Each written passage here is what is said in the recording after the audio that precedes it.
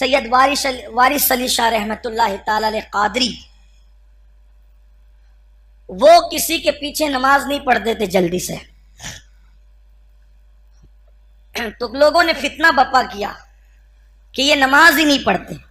وہ پڑھتے تھے نماز لیکن کسی کے پیچھے نہیں پڑھتے تھے، یعنی کسی کی اقتدا نہیں کرتے تھے، خود پڑھاتے بھی نہیں تھے اور کسی کے پیچھے پڑھتے بھی نہیں تھے، اپنے اجرے میں رہتے تھے، نماز پڑھتے تھے. تو لوگوں نے فتنہ کیا نماز نہیں پڑھتے. پبلک تو پبلک ہی ہے نا، پھر انہیں تو فتنہ ہی چاہیے اللہ ماشاء اللہ. تو ان کے پیچھے فتنہ لگا دی، نماز نہیں پڑھتے، نماز نہیں پڑھتے.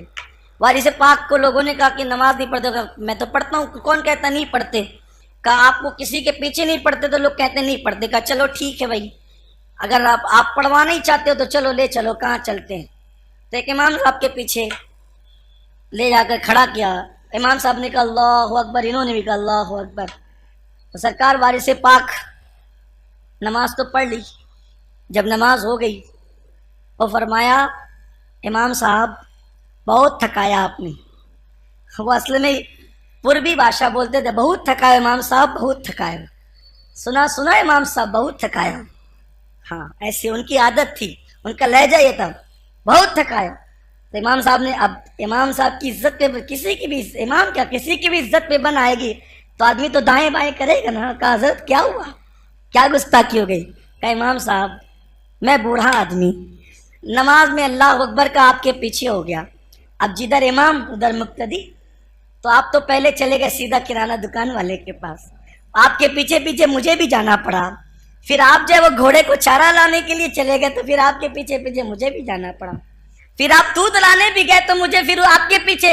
ایک بوڑھے آدمی کو چند رکعت نماز میں کہاں کہاں لے کر کے گھومتے رہے. حضرات میں تھکے آپ کے پیچھے، اسی لیے میں پیچھے نماز نہیں پڑھتا. تو پھر اس کے بعد لوگوں نے کہا وارث پاک سے، وارث علی جب تم کسی کے پیچھے نہیں پڑھتے کسی کے پیچھے تو پڑھو گے. تو وارث پاک نے فرمایا علی حسین اشرفی جیسا امام لا کر دو، میں اس کے پیچھے جماعت کے ساتھ نماز پڑھوں گا.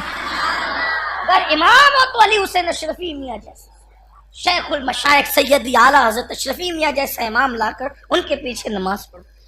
تو اب ہم لوگ لیکن یہ نہیں کر سکتے، ورنہ پتہ چلا مینکیوں کو بھی زکام ہو جاتا ہے. چلو اب ہم بھی کسی کے پیچھے نہیں پڑیں گے تو آپ بھی تو وارث پاک بنے نا. اپنا تو وضو بھی درست نہیں ہے تو یہ وارث. لوگ اللہ والوں کے برابر بننا چاہتے ہیں، پہلے اللہ والا بن تو صحیح، وہ مقام تو پا. ہمارے لیے تو ایسے ہی کہ جو سنی امام ہے اس کے پیچھے کھڑے ہو گئے، اللہ مالک ہے. ایک بار مجھے کسی نے کہا کہ بھئی وہ فلاں کے پیچھے نہیں پڑے آپ، وہ فلاں ایسا کرتا ہے. تو میں نے کہا دیکھو ایسا ہے، اگر سنی سے العقیدہ ہے میں اس کے پیچھے کھڑے ہو جاتا ہوں یہ سوچ کر کہ اس سے زیادہ گنہگار میں ہوں.